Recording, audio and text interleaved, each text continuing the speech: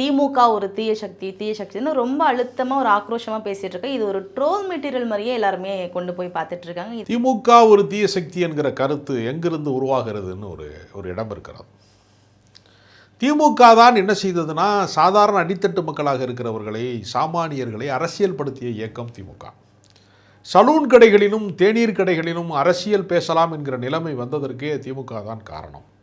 அதற்கு முன்பு ஜமீன்தார்கள், பண்ணையார்கள், உயர்சாதிக்காரர்கள், உயர்சாதியைச் சேர்ந்தவர்கள் மட்டுமே ஆட்சி அதிகாரத்தில் இருந்தபோது அவர்களுக்கு மட்டுமே கல்வி சொந்தமாக இருந்தது, அவர்களுக்கு மட்டுமே அதிகாரம் சொந்தமாக இருந்தது, அவர்களுக்கு மட்டுமே ஆட்சி சொந்தமாக இருந்தது என்கிற நிலைமை இருந்தபோது அதை பிற்படுத்தப்பட்டவனுக்கு, ஒடுக்கப்பட்டவனுக்கு, பெண்களுக்கு, சிறுபான்மை மக்களுக்கு, மிகவும் தாழ்த்தப்பட்டவர்களாக கருதப்பட்டவர்களுக்கு கொண்டு போய் அரசியல் அதிகாரத்தை, கல்வியை கொண்டு போய் சேர்த்த இயக்கம் திராவிட முன்னேற்ற கழகம்.